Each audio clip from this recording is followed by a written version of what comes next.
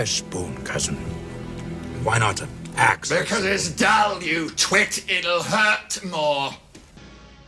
Have you ever wondered, could a movie about Robin Hood really be that historically accurate? Well, today, allow me to answer that question. Today I will discuss the historical accuracies and inaccuracies of the 1991 movie Robin Hood, Prince of Thieves by Kevin Costner, Kevin Reynolds, Penn Densham, John Watson, and lastly Richard Barton Lewis. To quickly summarize the plot of this film, it follows the life of Robin Locksley, son of a prosperous nobleman in England. The time period in which we find ourselves is 1194, during a time of the Crusades. Robin spent some time fighting for England in the Crusades in Jerusalem, even finding himself as a prisoner. After narrowly escaping as a prisoner, he helped another man whom was imprisoned. This man's name was Azim ad-Din Bashir al-Bukhar. This Moorish man accompanies Robin for much of the rest of the movie.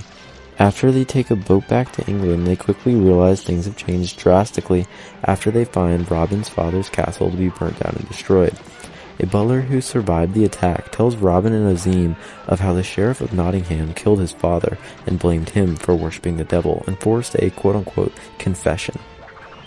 After this, he meets with an old friend, Maid Marian, cousin to the king, Richard the Lionheart, King of England, who is currently away fighting in the Crusades. Shortly after this, a bounty is placed on Robin's head by the evil sheriff of 500 crowns. Robin finds himself amidst the company of the woodsmen and develop a plan to overthrow the evil Sheriff of Nottingham. After a vicious attack on the woodsmen led by the sheriff, after recruiting help from the Celts, left ruins in the village of the woodsmen, and as well left many people believing that Robin was dead. Just before the sheriff marries Marian, against her will, with the help of a corrupt bishop, at the last moment, an elaborate plan to destroy the castle walls, Robin Hood defeats and weds Marian. The King of England returns and restores order in the land. The end. Now, let's discuss. This film does a few things very well, such as its depiction of social classes.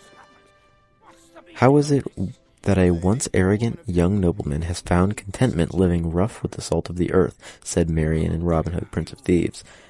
I couldn't find a video for that, but she said it when she was with Robin, looking down at the village. You can see a clear divide between the rich and the poor in the movie, showing us how the poor do the most grueling work while the nobility and upper class live lavish lives. Another thing this movie recreates well is the way that the Englishmen act towards Azim. He is a member of the enemy force, as you can remember, meaning that hostility is almost guaranteed to come his way in England. The movie, of course, addresses this multiple times, both when the friar talks about how Azim is an infidel and not to be trusted, as well as when Azim himself talks about how it's better if he walks behind Robin to pose as a slave. The movie also has heavy overtones of Catholicism, and it is easy to tell that England at this point was heavily dominated by Catholicism. This, as we know, is in fact factual. At this time, the Catholic religion was the reigning religion in England, meaning the depiction in the movie is accurate. Next, the King of England in 1194 was in fact Richard I, meaning the movie here accurately shows the king of this time period, and as for Marian, his cousin, she was more likely not a real person. A lot of Richard's reign was spent crusading or fighting in France, that of which is consistent with the story in the movie. The movie depicts the use of crossbows quite frequently, leaving the viewer to wonder, did they have crossbows? And to answer that question, yes, they had crossbows in England in 1194. Even Richard I employed them in the Third Crusade.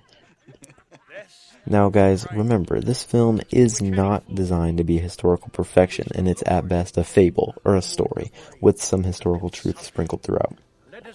Now let's talk about some things it did not do well.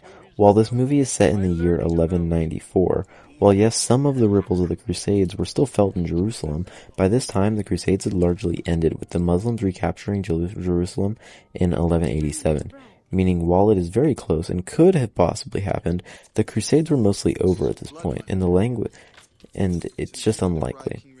So next, we have the language in the movie also takes some creative liberties. In the movie, you see Muslim people in Jerusalem speaking Arabic, which is most likely an accurate depiction. You also, however, see many, if not all, of the Englishmen speaking early modern to modern English, whilst in 1194 they would have all been speaking French or Middle English. While this isn't a critical change for theatrical purposes, it is in fact a negligence to historical accuracy. In one of the scenes, Azim pulls out a makeshift sighting tube to spot enemies riding towards them. Robin was appropriately extremely puzzled by this and tried striking the enemies with a sword while they were still hundreds of feet away. Unfortunately, as humorous as this is, neither telescopes nor sighting tubes existed at this time, at least not with any type of magnification capabilities. So the inference that the Moors had access to this type of technology in 1194 is quite implausible. Azim creates a bomb out of gunpowder. While cinematically this is very cool, the Middle East hadn't yet discovered gunpowder, and neither had England, meaning unless Azim had done some extensive traveling in China, odds are it was just a historical inaccuracy. Another major inconsistency of the movie was that the Sheriff of Nottingham was in two ways inaccurate. Firstly, he was far more powerful and tyrannical than any other sheriff before him. Secondly, he was a completely fictional person. Another inaccuracy, while not necessarily fundamental to historical accuracy in a film, were the colors of clothing. Dye was something that was a commodity at the time, meaning peasants and nobility both wearing brightly colored garments are probably not very accurate. As well as in the film, most of the royals just wore black. While this isn't necessarily impossible, it would be very rare to see royalty dressed in entirely black, as back then it was a symbol of impurity and danger. While we're on the topic of middle-aged fashion sense, in the movie you will see almost exclusively women wearing their hair loose. Something like that wasn't as common, largely for practical reasons. In conclusion, it is safe to say that despite the historical accuracy of some of the movie, this overall is a fictional film, with just bits and pieces of accurate information sprinkled in. My critique is that this film has a negative rating regarding its historical portrayal of the period. While it was entertaining, it should not be used for educational purposes, except potentially with the guided explanations for what is accurate and inaccurate. I once heard a wise man say, there are no perfect men in this world, only perfect intentions.